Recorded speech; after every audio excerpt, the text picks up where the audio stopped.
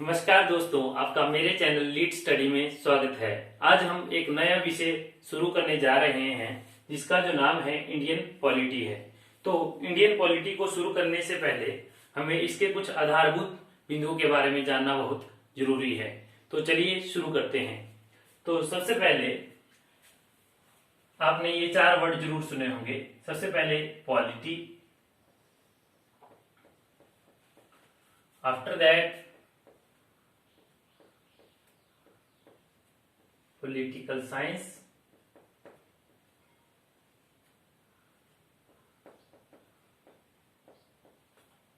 और थर्ड पे आता है हमारा पॉलिटिक्स। अब यदि हम इन 3 जो वर्ड हैं इनको ध्यान से देखें तो हम देखते हैं कि इनमें जो पॉली जो वर्ड है वो सब में कॉमन आ रहा है। कौन सा वर्ड?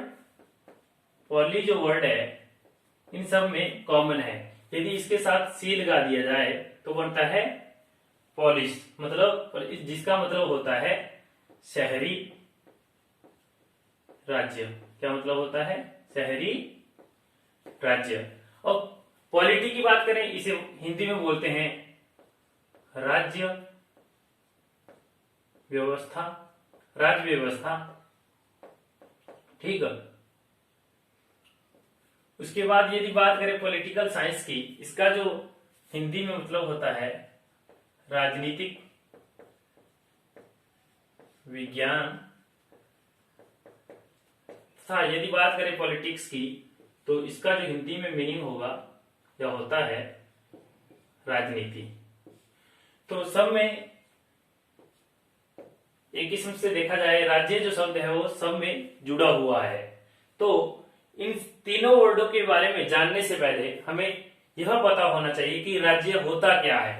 तो चलिए जानते हैं कि राज्य होता क्या है।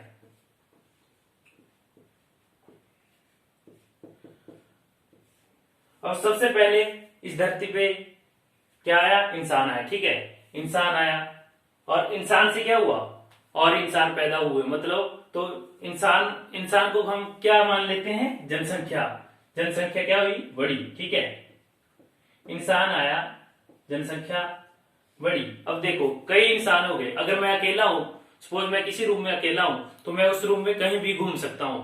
लेकिन यदि number of people are there, मतलब यदि कई इंसान आ जाते हैं उस रूम में, तो हर एक व्यक्ति जो है कुछ ना कुछ स्थान जरूर गिरेगा। मतलब वो लिमिट हो जाएगा कि ये एरिया तेरा है, ये एरिया मेरा है। ठीक है। तो जब पॉपुलेशन बढ़ी तो क्या हुआ? क्षेत्रफल सीमित कर दिया गया। क्या कर दिया गया? क्षेत्रफल जो है सीमित कर दिया गया, मतलब लिमिट कर दिया गया कि ये एरिया तेरा और ये एरिया मेरा। अब इसके बाद क्या हुआ? जो जनसंख्या थी, जो पॉपुलेशन बढ़ी, उसने अपने ऊपर शासन करने के लिए एक शक्ति चुनी जिसे क्या बोला जाता है? सरकार। क्या बोला जाता है? सरकार। और इसका जो राज्य का जो चौथा कंपोनेंट होता है वो है संप्रभुता।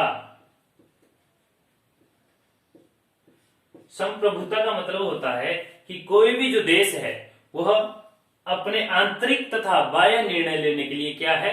स्वतंत्र है। ठीक है जी। अब जहां भी ये 4 जो कंपोनेंट है इकट्ठे मिलेंगे, ये 4 कंपोनेंट मिलकर किसका निर्माण करेंगे? एक राज्य का निर्माण करेंगे। जैसे भारत एक राज्य है, रूस एक राज्य है, इंग्लैंड एक राज्य है। इस प्रकार सभी जो देश है वह अलग अलग एक राज्य है। अब ये जो राज्य हुआ, इसको जो चलाने की जो व्यवस्था है उसे हम क्या कहेंगे? राज्य व्यवस्था।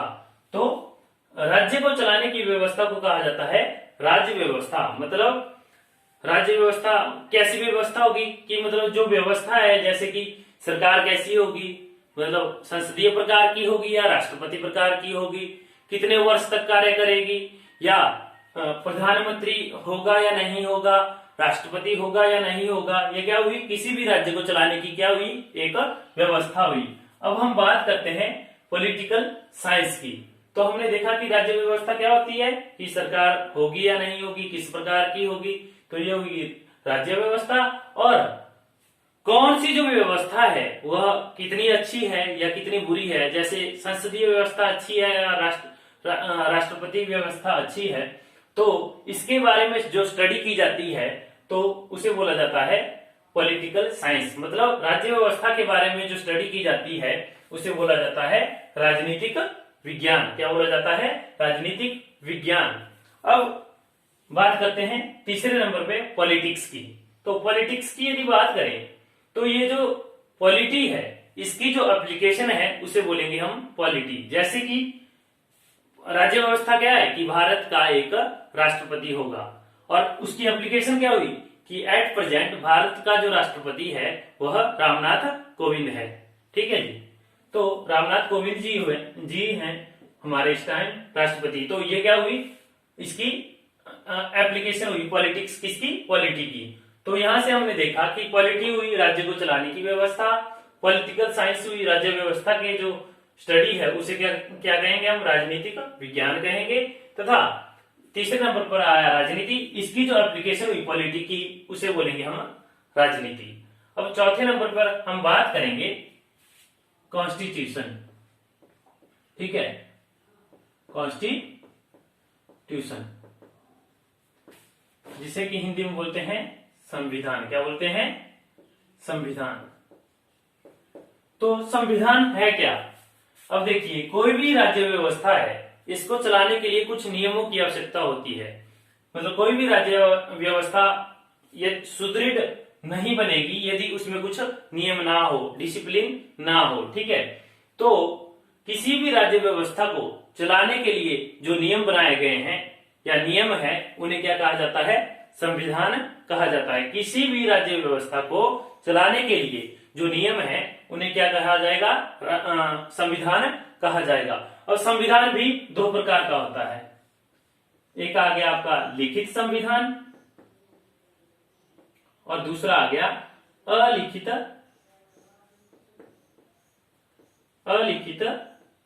संविधान। ठीक है, तो लिखित संविधान, यदि किसी भी राज्य व्यवस्था को चलाने के नियम लिखे हुए हैं तो उसे बोलेंगे हम लिखित संविधान। यदि लिखे हुए नहीं हैं तो उसे बोलेंगे अलिखित संविधान।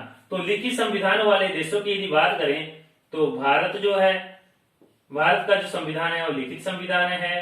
अमेरिका का जो संविधान है वह भी लिखित संविधान है। अब यदि हम बात करें अलिखित संविधान वाले देशों की तो सबसे पहले आएगा आपका ब्रिटेन, इसका जो संविधान है अलिखित है।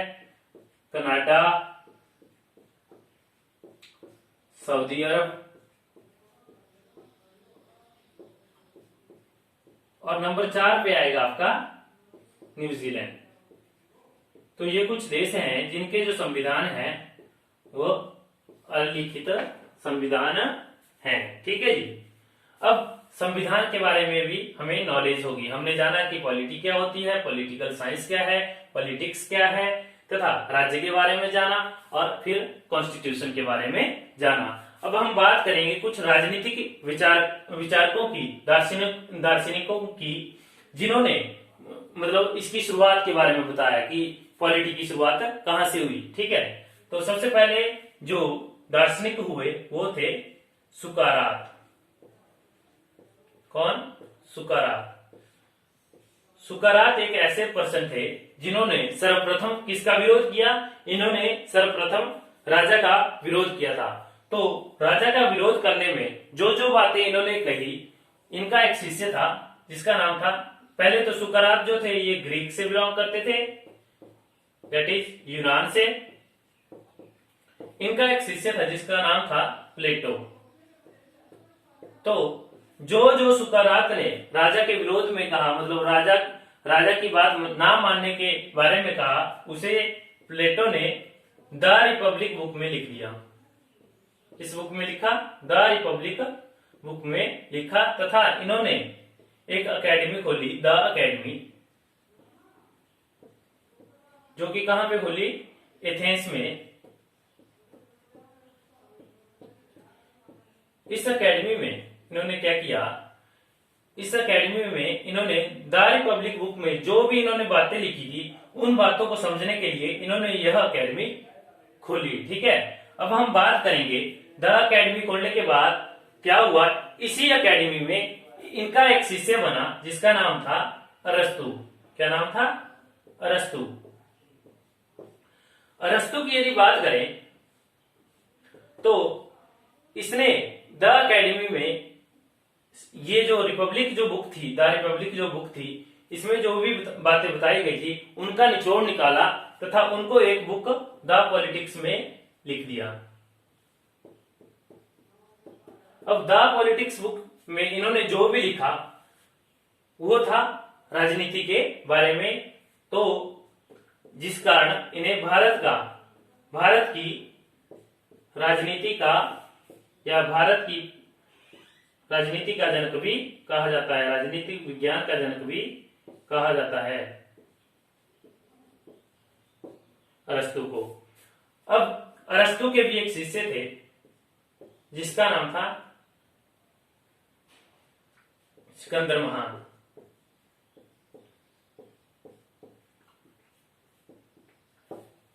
अब जो सिकंदर महान था उसे जो थी पॉलिटिकी नॉलेज थी, क्योंकि वह किसका शिष्य था? अरस्तु का। यही कारण था कि वह विश्व को जीतने में सफल रहा था।